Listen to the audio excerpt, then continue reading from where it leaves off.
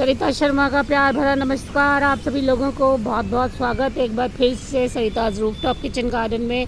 और आज देखो बादल बहुत अच्छे हो रहे हैं सुबह सुबह। हालांकि बारिश के लिए तो हम जयपुर वाले तरस ही गए हैं। एक बारिश पड़ी है बस अच्छे से, और बिल्कुल नहीं हो रही है बारिश। पेड़ पौधे भी बहुत तरसते हैं, पर बादल अच्छे हो रहे हैं, इसलिए मैंने सोचा है सुबह सुबह क्यों ना अपने प्लांट्स पे फिर से है ना स्प्रे स्टार्ट किया जाए। जून में वैसे अच्छा मौसम हुआ था 5-7 दिन जब मैंने एक बार कर दिया था, अदरवाइज़ मैं गर्मियों में लगभग बंद कर देती हूँ स्प्रे करना, क्योंकि प्लांट्स बर्न होने लग जाते हैं। पर अभी मैंने अच्छा मौसम शुरू हुआ है मानसून का, चलो मैंने कहा स्प्रे स्टार्ट करते हैं। तो ये देखो आप, मैंने इफ़को से ये मैंने मंगाया था ग्रीन डाइट करके, ये नया प्रोडक्ट आया था उनका। तो इसमें है तो सब कुछ वही पुरानी चीज़ें जो मैं ऑलरेडी देती हूँ, सीवीड है और मैक्रो और माइक्रो न्यूट्रिएंट्स हैं, ऑर्गेनिक और है ना बस, और तो इसमें भी कुछ खास नहीं है। तो वही सब चीज़ें हैं जो मैं ऑलरेडी देती हूँ। पर ये एक अच्छी सी बॉटल लगी मुझे, बहुत खूबसूरत सी 150 रुपये की बॉटल थी, और मुझे लग रहा था बहुत ज़्यादा यूज़ नहीं आएगी ये, पर फिर भी बड़ा अच्छा सा प्रोडक्ट लगा, इसलिए मैंने अपने ना डाल के मंगा लिया था लिस्ट में। तो ये आज मैं इसको बहुत दिन हो गए आए हुए, खोल के इस तरह से इसका लॉक खोलते हैं बस, और बंद करके रख दो। जब यूज़ नहीं करना हो तो इसको यूज़ करती हूँ। ये प्लांट फूड है, इंस्टेंट प्लांट फूड है ये। तो पहले मैं है ना, जो मैंने नई पौध लगाई हुई है ना, उस पर इसका स्प्रे कर दूँगी, बस नई पौध पे ही करूँगी, क्योंकि मुझे लग रहा है पता नहीं ये कितना चलेगा। बहुत सारे पेड़ हैं, मैं सब पे नहीं कर सकती। तो जो नए पौधे हैं उन पर हल्का सा अरे इसमें से तो बड़ा है ना मिस्टिंग टाइप हो रहा है बिल्कुल। स्प्रे बहुत तेज़ नहीं है, ये मिस्ट होता है ना जैसे, बिल्कुल लाइट सा वैसे ही निकल रहा है। और इतनी बढ़िया खुशबू आ रही है इसमें से, रूम स्प्रे के जैसी, रूम फ्रेशनर जो होता है उनके जैसी।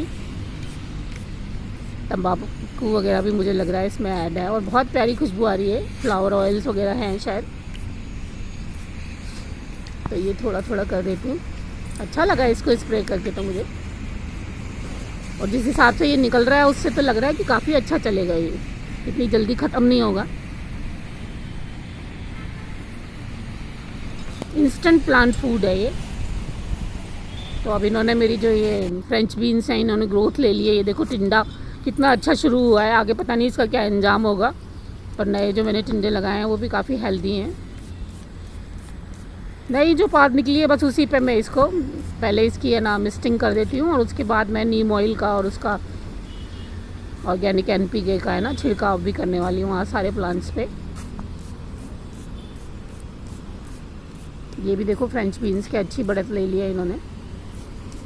पौधे भी बेचारे बारिशों के इंतज़ार में हैं पूरी तरह से कि कब बारिशें आएंगी। बहुत परेशान हो गए हैं अब तो, क्योंकि पिछले 1 महीने से लगभग है ना जो है फसल है वो भिंडी और गुआर की फली वगैरह को छोड़ दिया जाए, और कुछ फ्रूट्स को, तो काफ़ी कम हो गई है। मेरी खुद की भी बहुत लोग मेरे से क्वेश्चन पूछते हैं, पर चौले की फली जैसे बंद हो गई बिल्कुल आना, या आ रहे हैं फ्लावर्स तो झड़ रहे हैं। मेरे साथ भी ये प्रॉब्लम हो रही है, बहुत क्वेश्चन पूछ रहे हैं मुझे लोग, या पक्की हुई आ रही है, मतलब बहुत छोटी सी पक रही हैं।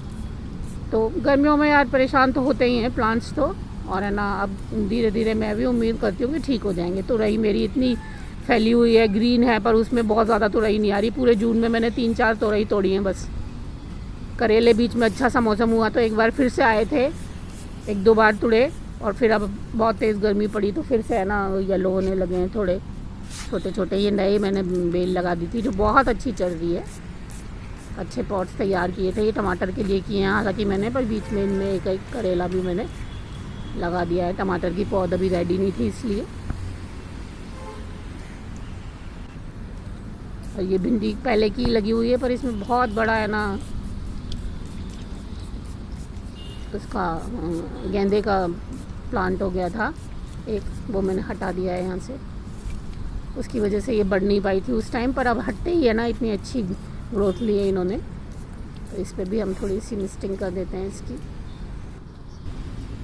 और ये देखो आप, मिस्टिंग के बाद अब मैं, बहुत सारे लोग मुझे बताते हैं, पूछते हैं कि है ना किस तरह से है ना ऑर्गेनिक स्प्रे करती हैं आप अपने प्लांट्स पे। तो ये देखो, एक तो मैं है ना कोई भी होता है जो न्यूट्रिशन मिला लेती हूँ, जैसे ये लिक्विड कंसंट्रिया इस बार हम लोगों ने मिलाने की सोची है, और एक ये मेरा नीम ऑयल, या फिर जो भी मेरे पास है ना ऑर्गेनिक मैटर होता है स्प्रे करने के लिए, कभी एग्रो प्लस, जैसे एग्रो प्लस था मेरे पास पहले, अब तो ख़त्म हो गया है वो भी ले लेती थी मैं। कभी नीम कवच ले लेती थी। और अब ये मैंने नया इफ़को से आजा पावर जो मंगवाया है, ये नीम की जो निम्बोली होती है उसका तेल से बना हुआ है, और बहुत बहुत कड़वी वाली जो खुशबू होती है ना बिल्कुल निम्बोली की, वो आती है इसमें बिल्कुल एकदम शुद्ध सी।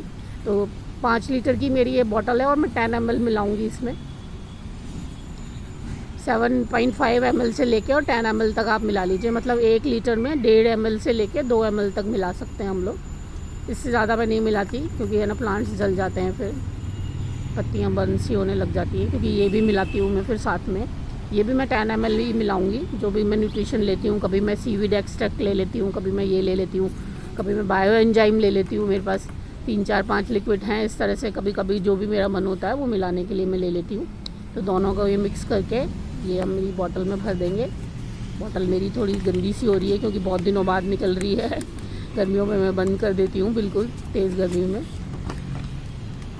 अभी मैं इसको सफाई करूँगी इसको देने के बाद फिर अच्छे से। तो इसी तरह से बस है ना मैं इसको स्प्रे कर दूँगी। बॉटल के बारे में बहुत सारी क्वेरीज आती हैं। मैंने तो ये शॉप से ख़रीदी है, हमारे पास में थोड़ा सा नियर बाय स्पेस पे ही एक गार्डनिंग की शॉप खुली थी, तो मैं वहाँ से लेके आई थी इसको। और जब मैं लेके आई थी 2 साल हो गए मुझे, तो मैं 500 रुपीज़ की लेके आई थी उनसे। शॉप पे चीज़ें थोड़ी सी रीज़नेबल प्राइस में मिल जाती हैं। तो मैं तो यही कहती हूँ एक गार्डनिंग की शॉप आप भी तलाश कर लीजिए, क्योंकि ऑनलाइन मैंने भी देखी थी, ये थोड़ी सी महंगी पड़ती है और बहुत अच्छी इसकी क्वालिटी है उस हिसाब से, 500 रुपीज़ के हिसाब से।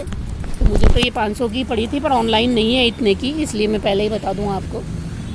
और इससे सबसे अच्छी चीज़ ये होती है कि इससे स्प्रे है ना पत्तों के नीचे भी आपको ना तो टच करना पड़ता है कुछ, ये आराम से इसकी जो लंबी सी है ना नली है वो आराम से पहुंच जाती है पत्तों के नीचे भी। तो बहुत अच्छे से स्प्रे हो जाता है, ऊपर नीचे हर तरह से आप स्प्रे कर सकते हो। तो स्प्रे इससे पहले जब मेरे को जो बहुत जोर आता था हाथ से है ना, मुझे पकड़ के पीछे की साइड घुमाना पड़ता था और बॉटल वो 1-2 लीटर वाली टेढ़ी करके और फिर उसमें से आना बंद हो जाता था, तो बड़ी दिक्कत होती थी। और ज़्यादातर ऐसा ही होता है कि पत्तों के नीचे की साइड वाले जो साइड होती है, नीचे वाली साइड, उसी पे आपके है ना पेस्ट वगैरह होते हैं ज़्यादातर, तो बहुत ज़रूरत पड़ती है नीचे। तो ये जब से आई है तब से मुझे बड़ा आराम है। तो अब मैं बस रेगुलर शुरू कर दूँगी अगर बारिशें ठीक से रेगुलर होती हैं। अभी तो हम लोग तरस ही रहे हैं जयपुर वाले तो बारिशों के लिए बिल्कुल। तो मैं 10 दिन में कर दिया करूँगी, क्योंकि बरसातों में कई तरह के जो है कीड़े नज़र आने लग जाते हैं। तो प्रिकॉशनरी स्प्रे रहते हैं मेरे प्लांट्स में। अभी कोई है ना ऐसा कीड़ा मकोड़ा नहीं दिख रहा मुझे, पर फिर भी मैं है ना करती रहती हूँ नीम ऑयल का स्प्रे जैसे। और छोटे में जो तो पौधे होते हैं ना तब तो काफ़ी अच्छे से करती रहती हूँ मैं। बड़े होने के बाद तो जैसे गर्मियों में अब मैं नहीं कर रही थी तो कोई फ़र्क नहीं पड़ रहा था मुझे। और अगर ऐसे में बहुत एक किसी प्लांट में कीड़ा आ जाता है बहुत, तो फिर मैं उसको उखाड़ना ज़्यादा पसंद करती हूँ गर्मियों में है ना, क्योंकि मेरी आदत है ये 5 लीटर की बॉटल में ही बनाती हूँ फिर मैं स्प्रे करने का, और फिर सारे पेड़ों में मुझे लगता है कि कर ही देती हूँ चलो एक बार। तो इस आदत से पीछा छुड़ाने के लिए फिर मैं वो एक आध प्लांट अगर कोई ख़राब होता है तो उसको निकाल देती हूँ। तो बस देखो इसी तरह से मैं पूरे अपने प्लांट्स में 2 बॉटल मेरी लगेंगी इसमें, मेरे छत पे अभी जो जितने प्लांट्स लगे हुए हैं उनमें। तो मैं ऐसे ही है ना आगे पीछे हर तरफ पत्तियों पे, और थोड़ा सा मिट्टी में भी, मतलब गमले की मिट्टी में भी कुछ सेकंड्स में चला देती हूँ उसको, जैसे ऊपर कोई पेस्ट वगैरह गिरे आके तो है ना वो वहीं की वहीं ख़त्म हो जाए। और अंडे और लार्वा जो है ना कई बार मिट्टी में देते हैं पेस्ट, तो ये नीम ऑयल उनको ख़त्म करने में ज़्यादा सहायक होता है। और प्रिकॉशनरी हमेशा मैं करती इसलिए रहती हूँ क्योंकि नीम ऑयल जब बहुत बीमारी लग जाती है ना प्लांट्स में, या जो भी आप ऑर्गेनिक स्प्रे करते हैं उसके बाद बहुत ज़्यादा इफ़ेक्टिव नहीं होते ये, तो एकदम से फिर रोकने में कारगर नहीं होता ये आपकी बीमारी जो प्लांट्स में आती है। तो इससे बेटर है कि आप प्रिकॉशनरी हमेशा करते रहो। तो उससे क्या होता है जो भी पेस्ट वगैरह आते हैं उनके अंडे वगैरह आगे बन नहीं पाते, तो वहीं रुक जाते हैं धीरे धीरे, अगर वो तो थोड़ा पनप भी रहे होते हैं तो ये बेटर ऑप्शन होता है। और मेरे पास कोई, लोग मेरे बीमारियों का इलाज पूछते हैं ये हो गया वो हो गया, मेरे पास और कोई इलाज नहीं है क्योंकि मैं कुछ भी नहीं करती और हमेशा बस यही स्प्रे करती हूँ। और एक अच्छा एनवायरनमेंट क्रिएट करने की कोशिश करती हूँ कि लेडी बग वगैरह काफ़ी रहे मेरी छत पे। लेडी बग जो है वो आपके बहुत तरीके की बीमारियों वाले पेस्ट को खाती हैं, तो वो आपकी मित्र कीट होती हैं एक तरह से, तो वो भी बनी रहे मेरे छत पे हैं काफ़ी। तो इस तरह का बस मैं माहौल है ना क्रिएट करना पसंद करती हूँ। और इसके अलावा मैं कुछ नहीं करती, कोई केमिकल वाली दवाई जो मैं पहले यूज़ करती थी, एक एमेडा वाली, वो भी यूज़ नहीं करती मैं अब। बहुत ज़्यादा अगर कीड़ा लग गया है, मेरे कंट्रोल से बाहर है, तो मैं प्लांट उखाड़ देती हूँ, बस यही करती हूँ। तो इसी तरह से बस मैं सारे अपने प्लांट्स में जो है स्प्रे कर दूँगी आपको। आई होप पता चला हो आपको कि मैं स्प्रे किस तरह से करती हूँ और कितना मैं नीम ऑयल मिलाती हूँ। अच्छा, खाली प्योर नीम ऑयल अगर आप लेके आते हैं तो उसके साथ सोप वाटर मिलाना पड़ता है थोड़ा सा। अब ये क्या है, तैयार वाले पेस्टिसाइड के रूप में है, जैसे अज़ा वाला भी है, इसमें मुझे सोप वाटर नहीं मिलाना पड़ता। और वो नीम कवच जो आता है उसमें भी मुझे नहीं मिलाना पड़ता सोप वाटर, ऑलरेडी इनमें है ना मिला हुआ होता है। अगर आप प्योर नीम ऑयल लाते हैं तो कुछ बूंद जो है आपका लिक्विड सोप वाटर जो है, सोप जो आप बर्तन मांजने वाला होता है या फिर हैंड वॉश होता है या जो भी कुछ ऐसा वो कपड़े धोने वाला लिक्विड होता है, डिटर्जेंट, वो आप कुछ बूंद मिला सकते हैं उसमें। कुछ बूंद का मतलब कुछ बूंद ही बहुत ज़्यादा नहीं। तो तभी वो है ना नीम ऑयल उसमें पानी में घुलता है आसानी से, नहीं तो वो उसके है ना अलग अलग दाने दिखते रहते हैं आपको, पार्टिकल्स, तो वो घुलता नहीं है अच्छे से। तो ये भी मैं आपको बता दूँ, अगर आप नीम ऑयल का रेगुलर स्प्रे करते हैं और बिल्कुल प्योर वाला नीम ऑयल यूज़ करते हैं तो ज़रूर मिला लें। आई होप बड़ी आसान सी चीज़ है। अब आप लोगों को प्रैक्टिकल देख के थोड़ी जानकारी हो गई होगी कि किस तरह से आगे पीछे प्लांट्स में इसको है ना छिड़काव करेंगे इसका। और 10-15 दिन में, अभी तो देखो हो सकता है 15 दिन में भी करूँ मैं एक बार, फिर मैं वैसे 10 दिन में कर देती हूँ। बहुत बहुत धन्यवाद आप सभी लोगों का। नमस्कार।